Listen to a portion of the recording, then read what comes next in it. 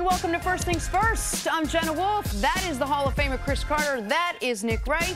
Good weekend, guys. Absolutely. Good morning. Good to see you. Nice to see you. A lot of football taken in this week. A lot of football.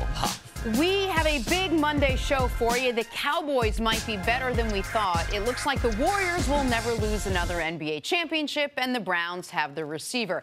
Although it might not be exactly who you think it is. That's where we start this morning. Not with a Dez Bryant signing, but with All-Pro wide receiver Josh Gordon returning to the Cleveland Browns after working on his mental and his physical health. Browns head coach Hugh Jackson is hopeful that Gordon could be on the field as early as Week 1 when the Cleveland Browns take on the Pittsburgh Steelers. Gordon still has to pass additional steps in the league's substance abuse program before he sees any action. Cris Carter, what do you make of Josh Gordon's return to the Browns? Well, first, I'm very excited. Every day that he was gone from camp, I had concern over what not only his mental and his physical health, but also what his football future. I mean, he's to the point where any little slip up could finish his football career. So I knew it was a critical situation for him.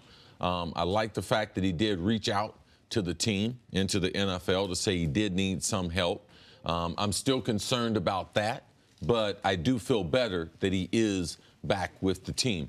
We talked about maybe a little over a week ago, and Nick, I think you asked me the question, at this point in their career, Josh Gordon and Dez Bryant, who would you prefer to have? And I would prefer to have Josh Gordon because of the fact of his ability to be able to run.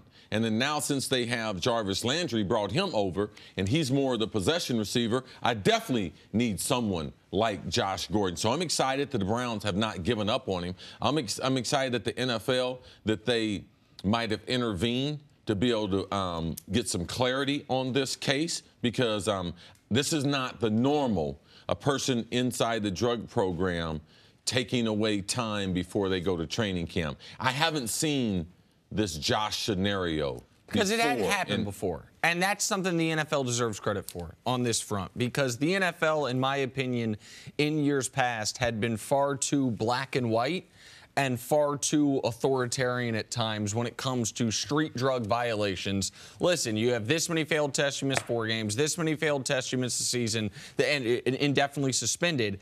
And I don't want to sit here, I'm not saying Josh failed a test, but once you are at this point in the substance abuse program, any misstep, a missed test, not only a failed test, a lot of things can get it to where, okay, we'll talk to you in a year. And I think the NFL quietly, because they haven't publicly said this, but the only logical conclusion you can draw from all the evidence we have is the Browns, Josh, and the NFL came together in order to give Josh the best chance to get back on a football field. And it looks like now he's going to be back on a football field without being suspended again, which is critical because, as C mentioned, I mean, he hadn't played a full season since 2013. In 2014, he was injured, and he played part of the season, out 15 and 16, only played a half dozen games last year. If he then had another year suspension, his football career's over. So on the personal standpoint, on the human standpoint, I'm happy for Josh Gordon.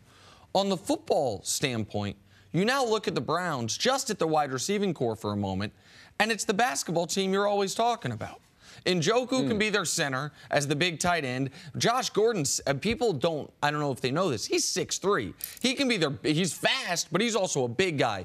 He can be their power forward. You mentioned Jarvis Landry is their possession guy. And then Antonio Callaway is an interesting slot option, kind of as a point guard, to continue the analogy. Like, you look at the Browns pass catchers, and every box is checked without having to add Dez Bryant, assuming that Josh Gordon now that he's back, that he stays there. Josh Gordon missed a lot of time. So for people that haven't been following closely to where he was when he first came out and how he played, how good can Josh Gordon be? Because you answered very quickly that he's a better option for the Browns than Dez Bryant. Tell people why. Yeah, I still think he's a 1,000-yard receiver. He still has very unique size-speed combination. We've seen in the highlight of his the highlight season was 2013 season. He does stuff like that we hadn't seen a big guy do since Randy Moss. Now, he's bigger than Randy Moss from a size bulk standpoint, not necessarily as fast on the deep ball, but his route combination, his ability to be able to make the big play. I mean, he runs beautiful routes, catches the ball with his hands. I mean, he has, I would say, I haven't seen 10 wide receivers in the last 20 years have more talent than Josh Gordon. Not 10. No. Oh. Not 10. He had a stretch in, Jenna, he had a stretch in 2013 where in a month, in 4 games of football, with keep in mind who's playing quarterback for the Browns, well, at any point in the last 30 years. But in 4 games, he had 770 receiving yards. In 4 games. Like, I mean, he had, I think in that stretch, I think he had 5 touchdowns. By the way, that's the only reason that the Browns or any team would have been this patient. Like, every player that gets kicked out of the league wants to be reinstated, but even if they get reinstated, there's not usually many teams that are like, okay, you haven't played in 2 years. Like, we don't know if you're going to be able to stay clean. But his talent, he hadn't played a football game in a couple years, and last year's first game back, he had 85 yards. 85 yards receiving again. Who was playing quarterback for the Browns? It's like Deshaun Kaiser, Cody Kessler, and company. No. The talent's undeniable. Yeah, and I could see the Browns winning 6 games this year. Because if you talk about the basketball team as far as the wide receiver and their tight end, let's include their quarterbacks. Tyrod, since we found out from last week, that's his name compared to Tyrod, which we've all been calling him.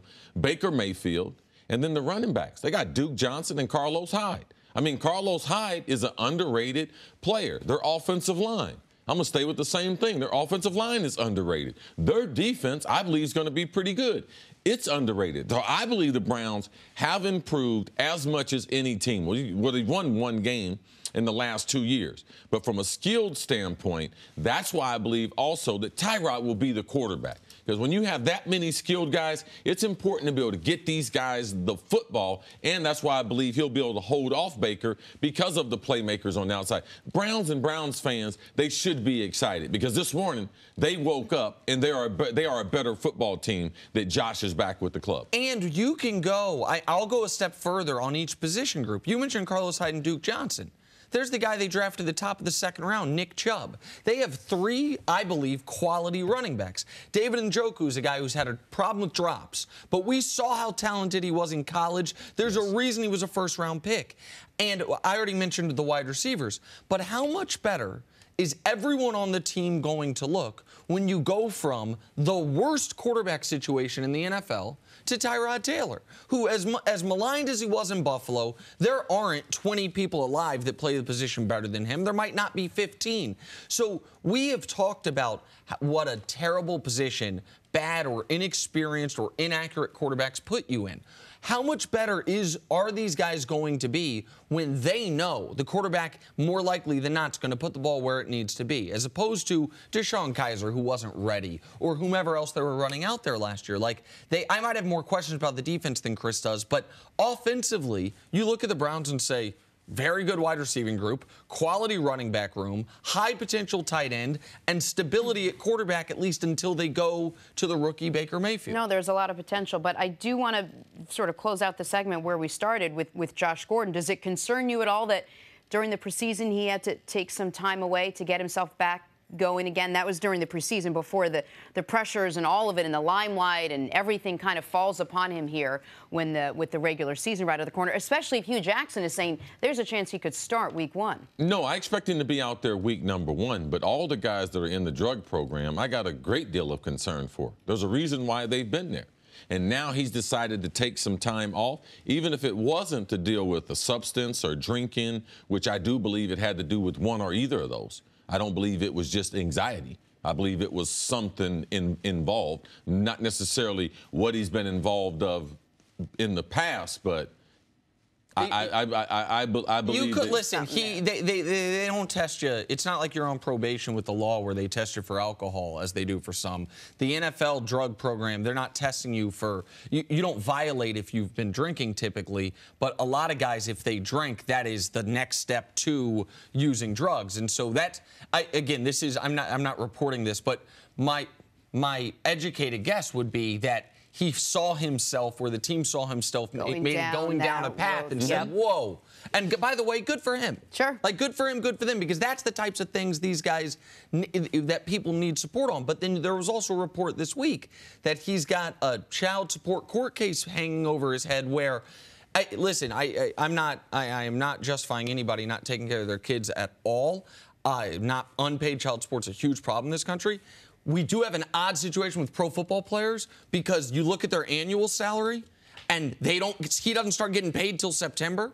And I don't know that the court system, they decree this in June, and it sounds like his representation says, well, you're basing it off his $800,000 salary. He doesn't get a dollar of that until September. But so he has a lot of stresses and pressures on him right now. So I think it'd be very warranted to continue to be concerned. But as long as he's out there, you said one of the, as far as skill set, I think he instantly is one of the 10 best receivers in the league. Like, every time I've seen him play football, he's been that. The question is, can he play football? Can he stay on the field? Absolutely. Exactly, for the Cleveland Browns. We'll talk about this a lot more. Eric Mangini will be with us to discuss. But coming up, hey, why might Dak Prescott not have to be lights out for the Cowboys to win the NFC East this year? The answer, when First Things First rolls on. All right, on to the Cowboys and Bengals, but really just Cowboys. Cowboys offense, Dak Prescott, 10 for 15, 86 yards and a touchdown in his 3 possessions Saturday. Cowboys defense shut out Cincinnati in the first half. The only dose of bad news, though, all-pro guard Zach Martin had to leave the game with a knee injury, but according to reports, he avoided significant damage, which is great to hear. Back to the defense, though. CC, how good does Dallas need their defense to be if they're going to compete this season? Let's put a number on it. I think in the top 10. And also, in doing that, I think if they can be in the top 10, they can be in the top 10 as far as turnovers. I believe that will help that offense. They're going to be able to run the football. And that we know because all the resource they spent on that offensive line. But I believe their defense is underrated. They've done a tremendous job as far as the draft. Very, very athletic, have the ability to be able to get after the quarterback. They're going to be getting David Irvin back after a 4-game suspension. So they have at least 4 quality pass rushers. I believe that their linebacking core, especially Jalen Smith, I believe he's a really special player playing next to Sean Lee. And their secondary with younger players, I believe, is an underrated secondary. So I believe they're going to have a good defense. I was shocked about their defense last year, and I believe that they're going to be able to build on that, especially with the running game. And that defense is probably only going to have to play 20 and 8.5 minutes a game. All right, so a bunch of stuff to build off there. One is Jalen Smith. If you're like, where do I know that name?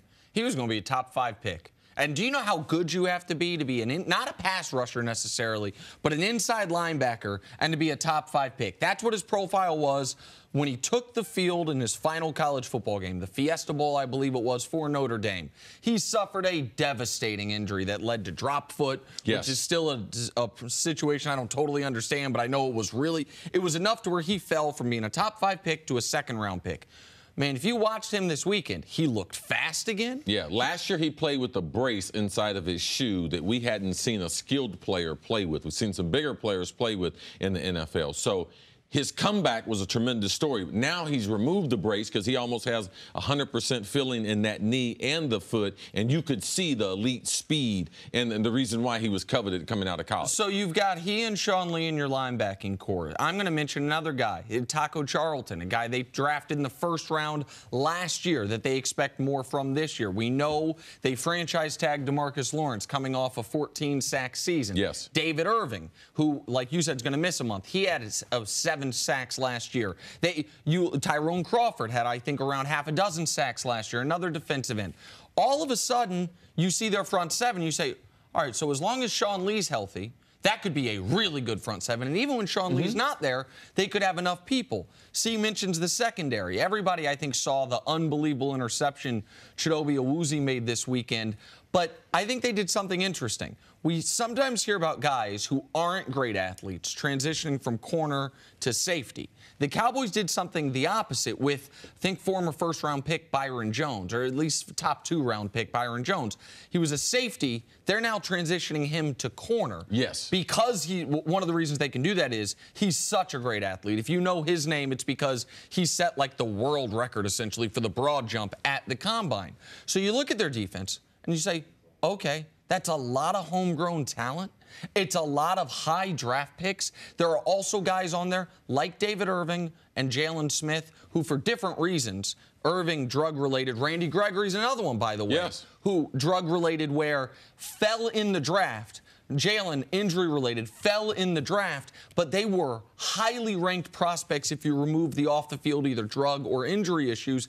And you say there's a lot of talent on that defense, too. Is the defense good enough, though, that maybe you don't have to concern yourself so much with the one thing that we've been talking about the last couple of weeks, which is the lack of a receiving core that this team has? I mean, can that defense drive you that, plus maybe Dak and Zeke? Well, this is the thing we've seen in even NFL history and recent NFL history is that if you have a good defense, you don't necessarily need a shower all the time, Jenna. You can, it's a little deodorant. You'll get there, okay. It's a deodorant that, because they eat up so much time, all right? If they can create turnovers, they can get those extra possessions for the offense. So we have seen great defensive teams before, that being Seattle before Doug Baldwin and all those guys emerged. They got upset with me because I didn't think that they pedestrian. were. Yeah, so, but in the process, they weren't a great wide receiving core. But the defense, the running game, Russell Wilson held everything together. Baltimore, for years, they didn't have a whole bunch of explosive players on the offensive end because they've been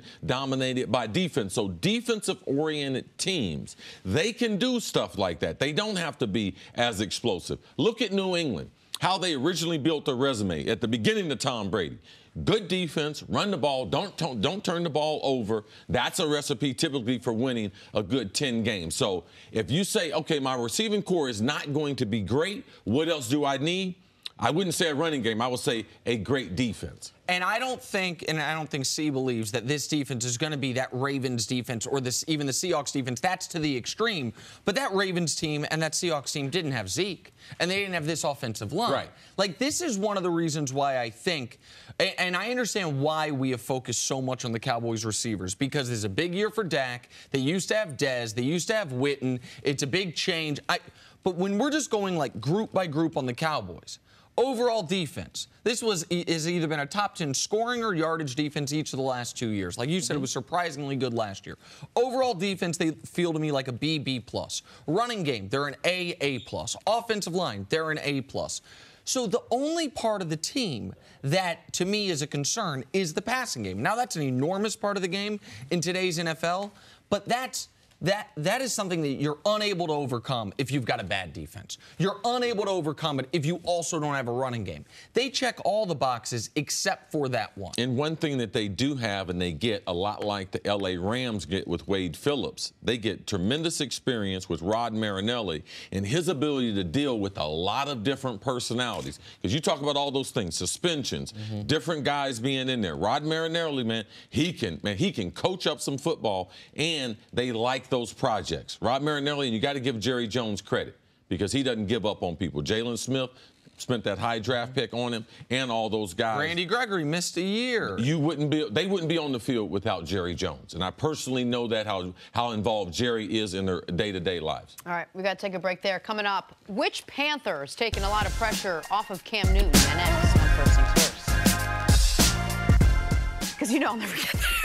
Time for some stories to start your morning. The league is handing out 15-yard penalties this season to players for lowering their head and making contact with opponents. It's called the new helmet rule. Some of the calls made on the field left players and fans confused. All right, Cece, what is your reaction to the new rule, how it's being implemented, and maybe what is the new rule? My reaction, Jenna, is I don't like it, but this is what. I love football more than I hate this. And if I want to keep watching football, I'm going to have to adjust because this is the way we have to try to train football players to remove their head from the collisions. I know it's hard on the referees. I know it's hard to watch. I was upset this weekend. But if I want this game to stay as popular as it is, I better get used to guys tackling without their head being involved, Nick. Here's the reason that I'm not yet going to overreact to this. I think do you remember the year they changed the illegal contact rules in reaction to Seattle just mugging everybody? Yes. That preseason, that was called seemingly every 15 minutes. Illegal contact, illegal contact. Yes. And then in the regular season, they pared it back down. I've got to think in the preseason, they are calling this to the extreme, and we won't see it nearly as much in the regular season. But I do know for fans that don't watch the preseason, that just come back during the regular season, they're going to be like, wait, that hit right there is a foul on the defense? It's going to be confusing. All right, moving on. Adrian Peterson isn't ready to hang up his cleats just yet. The 7-time Pro Bowler is meeting with Washington today in hopes of extending his career to a 12th season. Peterson had just 529 yards on less than 3.5 yards per carry last season with the Saints and Cardinals. CC, can AP still contribute in the NFL? It's going to be difficult. It's going to be difficult because his running style, first and second down runner, you know that you're not going to throw him the ball out of the backfield. We only see a few runners like this that are limited. Leonard Fournette, he's a guy in Jacksonville right now. Adrian's had a great career. But as we saw last year, you asked me this question last year, I was like, yeah, Jenna, he's got football left. And Nick looked right at me and said, no. And then James Harrison So you guys made me look bad because making Nick look like he's smarter than me on the football. So I'm with Nick right on this one. Yeah, listen, the only reason you would bring Adrian Peterson in, aside from the fact that it's a Daniel Snyder type of thing, like, a guy who used to be great, we'd love to have him in Washington, is if you remember what Alvin Kamara told us about Peterson being a good, believe it or not, mentor in the locker room for the younger running backs. If you want him in that regard, and I know they lost Darius Geis, so you feel like there's a need, but yeah. I mean, I think if he plays, I'd set the over-under total rushing yards from like 200. He's a first ballot Hall of Famer to me, but he doesn't have anything left at this point, I think it's fair to say. All right, finally, some bad news for Tom Brady and the Patriots. Rookie offensive lineman Isaiah Wynn will miss the entire season with a torn Achilles. The first-round pick out of Georgia was supposed to help fill the void left by left tackle Nate Solder's departure. Best laid plans. CC, how big of a blow is this to Brady and the Pats? Man, this is a huge blow because not only is he going to be a very good player, but you're talking about need. When you go through free agency, because that's before the draft, they know they're going to lose Nate Solder. Okay, no problem. We don't plan on paying the type of price that the Giants and other teams were willing to do. We're going to utilize the draft to be able to replace him. Now he's gone.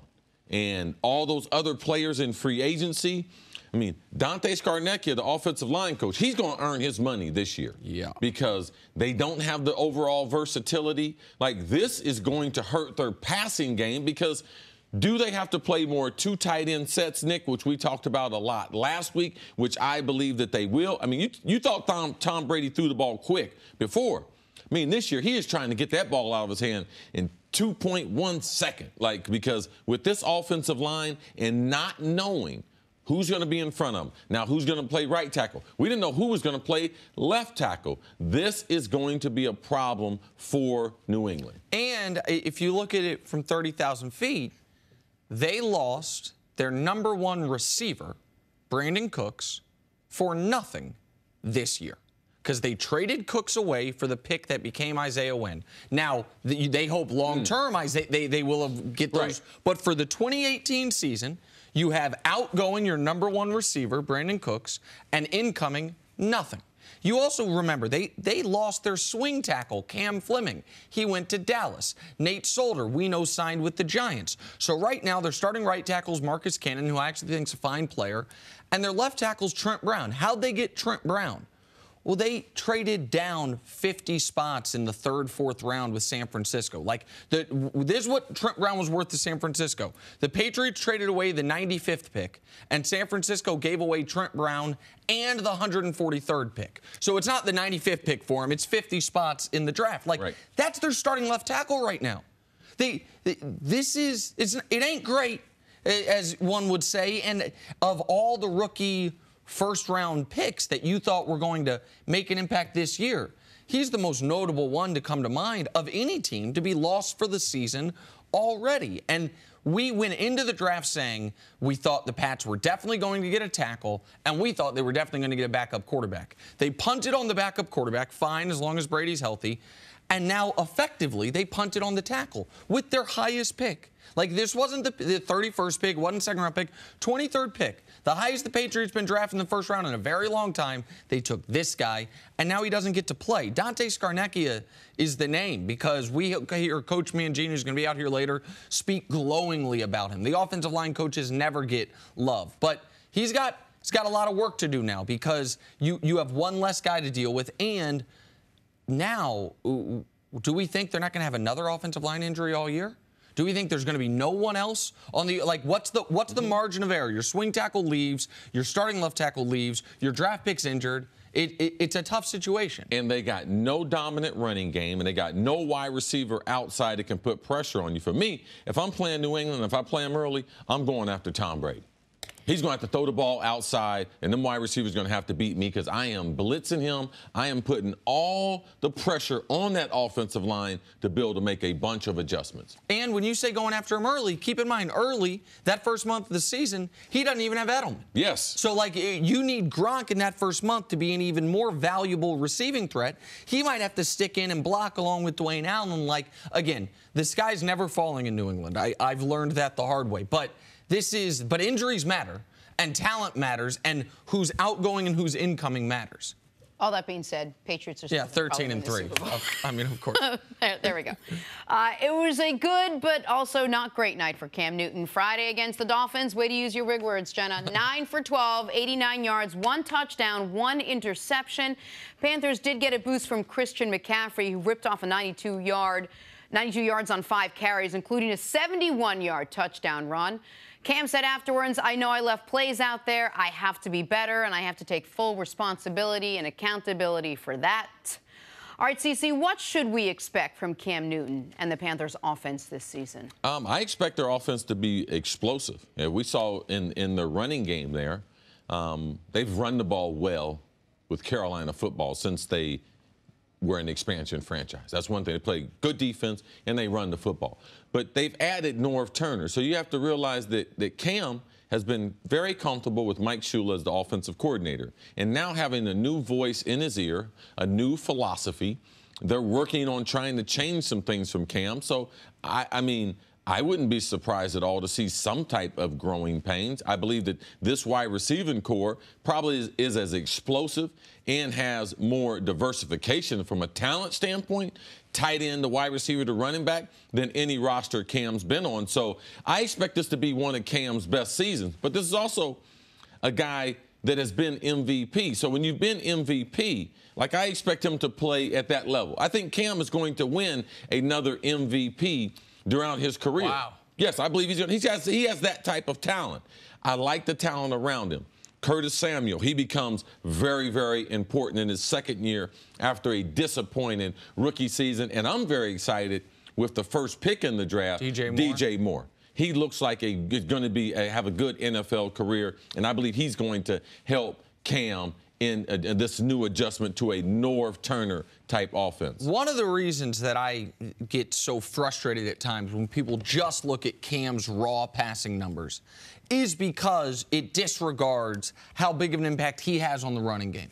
Because I agree with Chris that the Panthers are going to potentially be a very dangerous running team. But their running back core is Christian McCaffrey, who is not a guy you look at all as an every down back, the 71-yard run notwithstanding, and C.J. Anderson, who Denver let go for nothing. And Cam Newton. And Cam Newton. Yes. Cam's the only quarterback in the league that if you said your running backs are Christian McCaffrey and C.J. Anderson, you're going to have a great running game, that you would believe it. And while I also think DJ Moore is a very good addition, and I liked that pick, the Panthers, they're kind of the bizarro Cowboys as far as their success rate on first-round picks over the last few years. Like, first and second-round picks, they've spent premium picks on Kelvin Benjamin, Coney Ely, first, second-round picks. They're both on different teams now. Shaq Thompson, he's a good player, but then Devin Funchess in the second round, okay. Like, probably not the production you would like. 2 years ago, Vernon Butler was the first-round pick. I had to look up, has he been injured? What's his story? And then the corner Bradbury, who's been a good player for him. And then McCaffrey, who I think is a quality player, but nowhere near the quality you expected to get at the 8th overall pick. Like, the Panthers keep spending picks trying to get weapons for Cam, and they seem to be picking the wrong players. Yeah, I think when Norv Turner is hired, people will talk about, well, what kind of impact will he have on Cam? I believe Christian McCaffrey, he'll have as big an impact because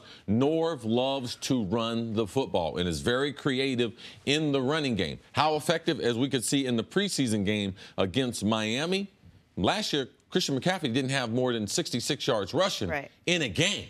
I mean, let alone a big run like this. So you can already see the effect of Norv Turner, and I believe that McCaffrey will benefit and Cam Newton will benefit. What do you want to see Cam do differently this year besides his press conferences that he wasn't doing last year? The same thing everyone asks for Cam is to be more accurate with the football, to not throw off your back foot as often. Is that something you can come out and say, this year I'm going to be more accurate? Well, I mean, you can't just make the decision. You have to put in the work in the offseason on your fundamentals, on your footwork, on the things that Cam has not done consistently throughout his career. The thing is this with Cam, and we grade, there's a bit of a Dwight Howard grade with Cam Newton, which is we grade you on a curve based on what your physical abilities say you should be able to do. Cam overall has been a really good player in this league, but we look at the fact that, well, physically, you should be the most dominant quarterback in the league. Like, you can throw the ball 60 yards in the air, you run a 4.4, you're big and strong, like all those things. And far too often in his career, Cris can speak to this better than me, he's fallen back on those physical gifts rather than getting down to the fundamentals of it. But that's the one thing he's got to improve on to me is overall accuracy of the football, which comes from if he's throwing off the right foot, is he throwing, falling backwards, things like that. Yeah, my biggest issue with players like Cam, and I talk to people with Dez Bryant, because people are like, man, Cris Carter does not like Dez Bryant. Different players, for me, come into this league with different expectations that I have for them based on seeing how guys like them in the past have converted from college over to the pro. So Dwight Howard, he didn't play in college. So he was a tremendous high school player, but his body would tell us that he's going to be, based on his athleticism, he's going to be a tremendous player. He never did develop. Now, Cam, the reason why we have a problem with Cam is because he's like an expert marksman, where I have seen him hit a bullseye from 300 yards away. And they've been like, wow, he can do that. I bring him up to 50 yards, he can't even hit the target. So it's the consistency of what I've seen with him. How often can we see that? Because we have seen guys get better throwing the football. So I don't think that the expectations for Cam, they haven't been real. I believe they've been fair, too. He is that kind of talent. I mean, I saw him when he got his scholarship offer from Urban Meyer. I was on the field, and, man, this kid, he can be one of the game's all-time greats. That's why I'm hard on Cam. And Jenna, to answer your question another way, because I think you knew I was going to say accuracy, let me do a bigger picture answer. Avoid the truly awful games. Like, see, you mentioned it a few weeks ago. There's only Alex Smith and Tom Brady had more games than Cam with a quarterback rating better than 120. But I think only DeShone Kizer had more games than Cam of a quarterback rating sub 70. Like, we know he's going to have those great games. The last game he played, that playoff game, the duel against Drew Brees, he was great. It's the games once a month where it's like, Cam had 3 interceptions, threw for 110 yards. And you're like, how the hell does that happen? Those are the games he's got to eliminate. And then if he just has average games plus the great games, he's the guy you want him to be. All right, we've got to take a break. Coming up, is there a rookie quarterback flying under the radar? No. Eric Mangini will be here to talk about that next on First Things First. Back here on First Things First, former NFL head coach Eric Mangini is here. Hey, Coach, how was your weekend? It was fantastic. Thank you. Nice. Great. Mine was fantastic. Great. It was hot, but it was great to be back here. Got a lot of football to talk about. Absolutely. Let's do it. All right. So much for Josh Allen taking some time to learn NFL football. Wasn't it raining this weekend? They were both out of town, remember? Out of town. In the same city, but they didn't meet up. Thank God. Let's talk about it. I was so I texted at like 11. Bill's starting quarterback A.J. McCarron fractured his collarbone on Friday. Next man up, Josh Allen or CeCe's guy, Nate Peterman. The good news, Allen looked pretty good. 9 of 13, 60 yards and a touchdown. The bad news, Nate Peterman. Allen will have to hold off CeCe's just absolute favorite player if he wants to start the Bills opener. So, Coach, how much of a challenge would it be now for the Buffalo Bills starting Josh Allen week 1, if that's the route they're going to go? Well, it's challenging to start any rookie week 1 and to try to get used to the speed. So they're going through this process now with the preseason games where that's one level up from practice. But when you actually get into those games, it's a totally different speed. And the first game of the season, to me, is one of the hardest because you don't know what you're going to get from your opponent. They've had all off season to try new things. They haven't showed in the preseason. So you're putting a rookie in there who's seeing a variety of coverages, but it's not only the coverages that you have prepared him for, but it's other things. It's new blitzes, so that there's volumes of stuff that goes into that first game. Brian Daboll, who's the offensive coordinator, I've known for years. He was my offensive coordinator in Cleveland. We worked together in New England. I think he's very good. I think he's going to have him extremely well prepared, and he's going to put him in a position to be as successful as possible. So to me, that gives him the best chance to have a quick start. Josh Rosen actually had some really interesting quotes that I think can be applicable here. This morning, Peter King's his version, what used to be Monday Morning Quarterback, but he's now with different network, and he wrote a column today where he talked to Josh Rosen. And Rosen talked about how in college he got to the line. He'd say, is this cover 2? I think it's cover 2. They'd snap the ball. He'd be like, oh, it's cover 3? Make the throw. And then he talked about how drastically different it is now, even in just preseason games. He's like, I get to the line. I have to make checks. I have to potentially audible. They're showing me one defense, and then all of a sudden I realize they're showing me that because they want me to think when it's that. He explains it how it is. It's not quite going from English to Mandarin, but it's close, like in how different that is. And Josh Rosen went to big-time school, playing big-time programs with big-time, $1 million a year defensive coordinators at other Pac-12 schools. This is where Josh Allen's at a serious deficit. Even if you believe in the talent, even if you believe of all the quarterbacks he has the highest potential, he's also the one I think everyone agreed was the least ready to start right now. The guy who struggled the most against any type of competition while in college. The guy who relied the most on athleticism and arm talent rather than schematic advantage at college. And now all of a sudden he could be the first quarterback of this class to start? Like, none of that sounds good to me. None of that sounds fair is not a word in the NFL, but fair for what his long-term success is. That, okay, you were the least prepared, you were the rawest, you were the biggest project. Go start week 1 of the season. But your other option is a guy who struggled last year, having seen defenses, having practiced and played, and knowing the Buffalo Bills. I think the biggest problem is his overall arm strength, because when you watch the highlights and you watch him throw the football, you're like, wow, this kid can be special. But, Nick, you mentioned all the things that young quarterbacks struggle with. Now, I'm going to point out something. He does have a big, big arm. You talked about all the play recognition, the defense recognition. I want to look right over Nick's shoulder. You see that windup that Josh has? You see how far that ball is away from his ear? It takes a long time to be able to do that. So even if he doesn't know what the coverage is. And once he does know, okay, I'm going to throw to this guy, man, he's got that big windup that you're going to see. And it gives DBs, it gives defensive coordinators an opportunity to be able to pounce on wherever that ball is going to go. So, man, Brian Daboll, he's got his work cut out for him because the organization, they love this kid. I talked to the head coach, and Sean McDermott. He loves him. I talked to the quarterback coach. They love him, and they think that he's going to be very, very good.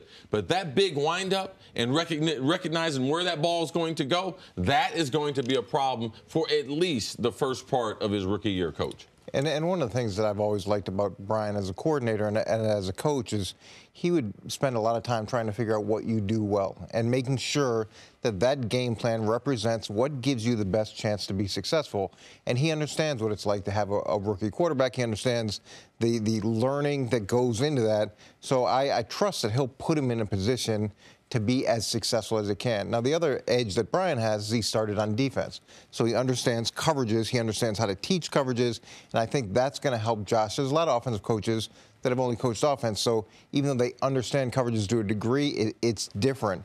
So I like that aspect too. He also, listen, Josh Allen is going to be a long-term. It's not going to be fair to judge him based on week one, probably not even fair to judge him based on year one.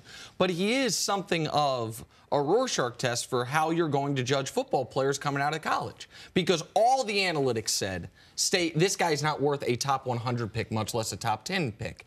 And I don't want to say all, but the vast majority of just eye test for size, weight, arm strength. Like, okay, this guy could be a franchise quarterback. My concern is, and it's not fair to just do apples to apples like this, I know another guy that went to a small school that was overdrafted in my eyes in the first round because of his size, arm strength, things like that. His name is Paxton Lynch.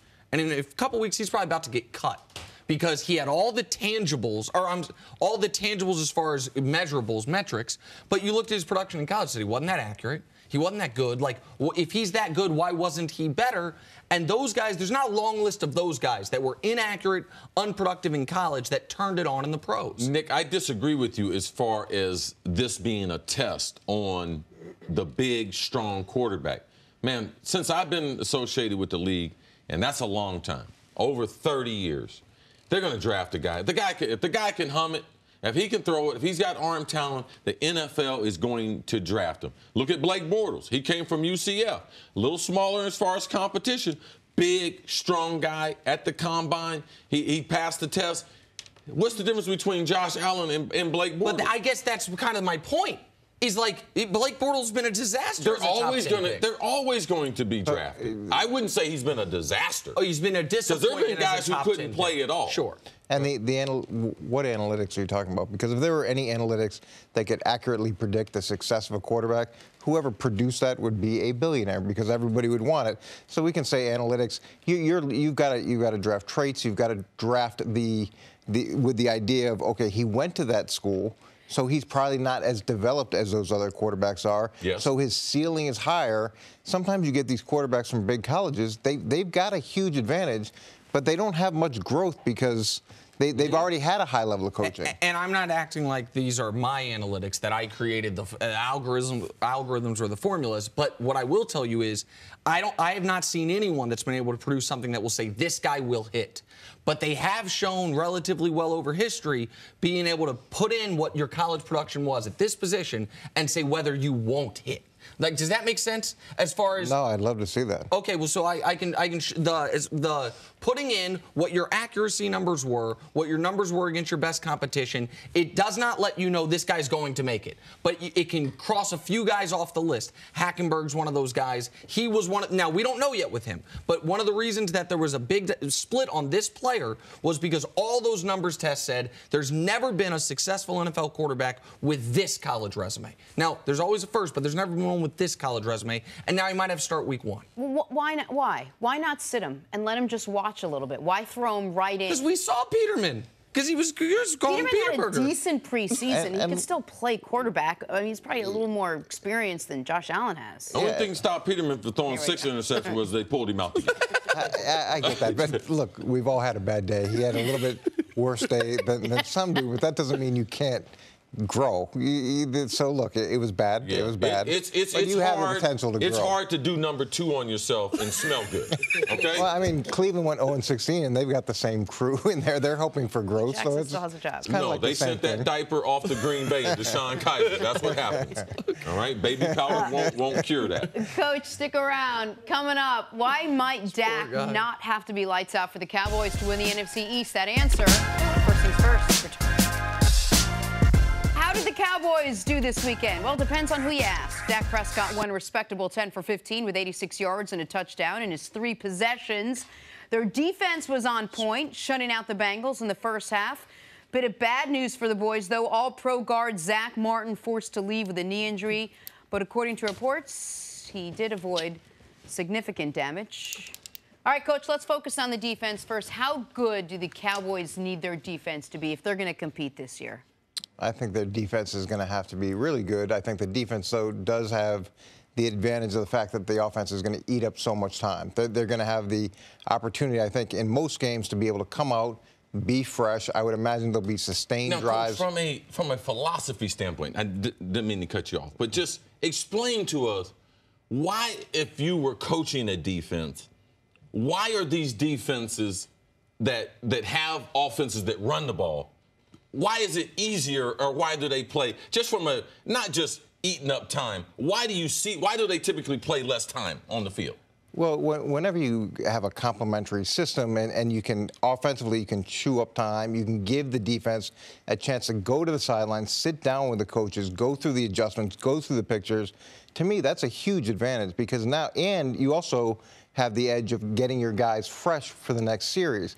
It's really difficult when you're in a run and shoot offense or with a coordinator or head coach who wants to just keep pushing the ball, and then it's 3 and out, your defense is back out. Like any group, it wears down. And in the later in the game, it becomes a real problem. We saw, listen, one of the reasons New Orleans had really bad defense for a long time is there's a lot of reasons. Just coaching, talent, overall players. But another one of the reasons was, as great as he is, Drew Brees and the offense, if you're going to throw the ball as often as the Saints had basically every year until last year, there's going to be a lot of instances where by the time they've sat down on the bench, it's 3rd and 10 and there's another incompletion. They're back out there, right? Like, because of that philosophy. It is not a coincidence that last year, the year that New Orleans had more of a dedicated running attack with Ingram and Kamara, that was also the year, that Saints defense isn't so bad. Now, part of that was the defensive rookie of the year out of Ohio State, Marshawn Lattimore. Mm-hmm. And part of it was talent, but also it was they didn't have to defend as much. Like, that's the biggest thing the Cowboys have going for them, or had going for them defensively, I would argue, in the past. And now what they have, I think, is some legitimate front seven talent. Because DeMarcus Lawrence, they believe in him at 14 sacks last year. They franchise tag him. They spent a first-round pick on Taco Charlton a year ago. They expect more from him. He had a good flash play this preseason game. Randy Gregory, they were without him for a year. He'll be back. Mm-hmm. David Irving, he's going to miss the first month of the season, but he'll be there. Jalen Smith, who was a top 5 talent, suffered a devastating knee injury that turned into a foot injury. He looked as close to the Notre Dame Jalen Smith that I'd seen this past weekend. So all of a sudden there's talent plus the benefit of only playing those 28 minutes. I think the one thing Coach is saying is very, very important is that this organization, that the veteran offense and defensive coordinators, that they are married to each other. That when they're putting in game plans and when they're trying to execute with inside the game, that they understand who's on the other side. So Marinelli, when he's sitting over there and he's looking at the Polaroids and they're looking at the computers and they're trying to make adjustments, they realize that, man, I need this defense. And Scott Linehan, I need them to stay I need this offense to stay on the field. I need them to be able to grind it out. The best teams that I ever played on, our biggest problem, when Brian Billick used to say this, was he's tell defense coordinator, I don't know when we're going to score. In 1998, it would be like, I don't know how long's the drive going to be like. When is Moss going to just act up? Might be 3 plays, might be 8 plays. But typically, when you can't predict, it's not an advantage to that defense that, wow, yeah, they are a quick strike team, or yeah, they're in a good offensive team, but is it married to the defense? And in Dallas, Jenna, they do have that. In Scott Linehan, he will be married to that defense with Marinelli. So this organization, as they go forward and try to win games, they have to be able to do it together. This is interesting, too. This is another team that overhauled the coaching staff. So they kept the coordinators in place, but Eberflus, he's now in Indianapolis. He's their defensive coordinator. I think they moved on from the D-line coach to DB coach. So there's going to be some learning from that group to try to get to a cohesive package. And then how does the scheme change? What's the evolution of this defense from Marinelli's standpoint? Typically, it's been a cover 2 with a little bit of zone blitz mixed in, and every now and then there's some man-to-man. Is it going to evolve, or are they just going to stay with that core and keep trying to push that forward? So the one thing we've talked about all preseason is that they're only really lacking in one area, the Dallas Cowboys, and that's the receiving core. Is the defense good enough that they may not have to worry so much about that receiving core? I mean, is it good enough to no? No. Well, I mean, we got to see how well the secondary plays, and I'm not totally sold on the secondary at this point. Now, a secondary is helped substantially by good pass rush, but their ability to just line up and play man-to-man coverage if they have to is going to be interesting to see. And then, look, Sean Lee, when he's out, they're not very good. When he's in, they're pretty good. He he needs to stay healthy because he makes that go. Yeah, I think also Jalen Smith playing better, so if they would lose a Sean Lee, they could slide Jalen over, and he could be that linebacker that could play 3 downs for them. No, I from a skill perspective, I just wonder where Jalen is from a leadership perspective. I think. Oh yeah. I think Sean gives a lot of leadership, and he gets everybody lined up. Which, when he's out of the lineup, you see the communication goes down dramatically and the production goes down dramatically. I have a question for you. At this late stage, we know Dez is not on a team. If you're Dallas, would you take Dez for like the minimum, above the minimum? No. I think once they got divorced, and I think they need to stay divorced, and everybody needs to go and find a new partner, I don't think they can go back at this point. But every once in a while, you like to drive back over there because you kind of know the temperature of the cookies. All right. Yeah, but Like We're good. So anyway, all right. We'll see you a little bit later in the show just to talk cookies and other baking situations. Speaking of, think about it, Coach. The Food Network. What? The Food Network. Speaking of Dez Bryant, did he blow his chance with the Browns? That's next on First Things First. Moving on, why are we laughing? Moving on to Dez Bryant. When we left here on Friday, it seemed like just a matter of time before Dez was officially a Cleveland Brown. But then Saturday and Sunday happened, and now not so much. Head coach Hugh Jackson says Josh Gordon's return wouldn't rule out signing Dez, but it's being reported that Dez is no longer a priority for the team. So, CC, are you surprised the Browns aren't making Dez a priority now that they have Josh back?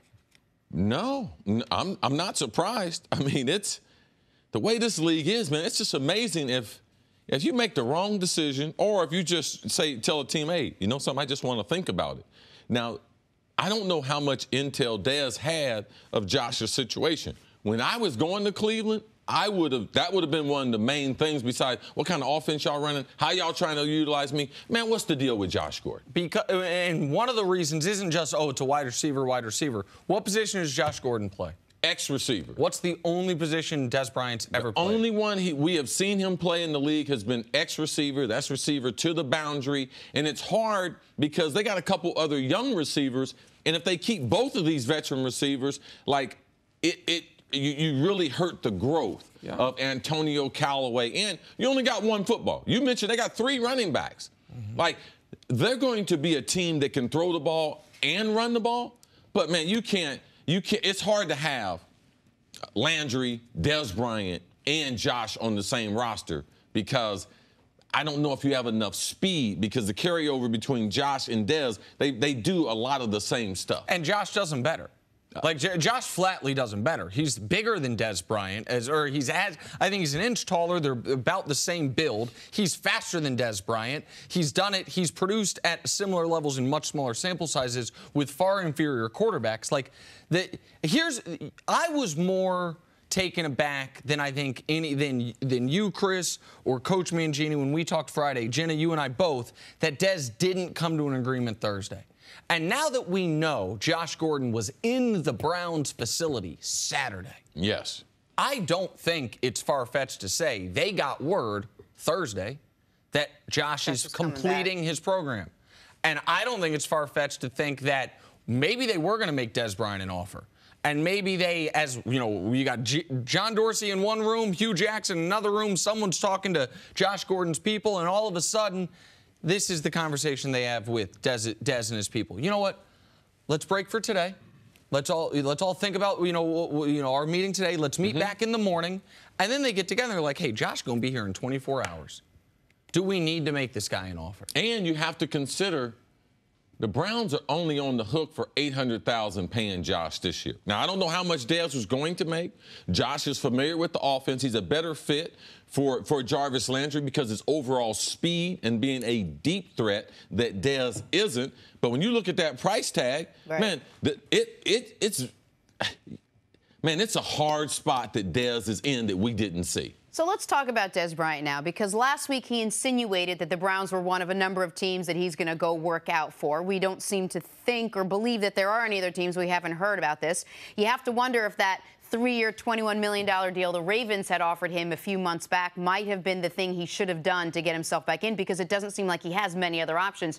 Where does Dez Bryant go from here, CC? I still think Dez is in a better position than signing with Baltimore. The reason why Baltimore is going to struggle throwing the ball, Baltimore's trying to break in a rookie quarterback in Lamar Jackson. Flacco potentially is on his last year there, and they have Crabtree, so the skill set, there's a lot of carryover with 2 possession wide receivers. So I still think that someone could get injured. Dez could still end up on the right team. And I believe that Cleveland still has Dez on their board if something happens to Josh or if they get another guy injured during the season. So I wish he was with a team now, because I'd like to see him play a couple preseason games inside this new organization. And I know it's challenging. It's challenging for skilled guys to be able to pick up a system. When you've been running one system predominantly throughout your career and trying to learn a system in a couple weeks to get ready for a game, that part I'm concerned about with Dez. Today is August 20th. Indeed. The season starts September 16th. Or September 6th, pardon me, I misstated it. Is Dez Bryant on a roster September 6th? Jenna Wolfe asked this question 4 months ago, and you and I both said it's crazy to even ask. Like, the players this talented, even with baggage, are not unemployed at the beginning of a season. I now think it is more likely than not that this is the first time I believe this. I'd have lost this bet to you a week ago.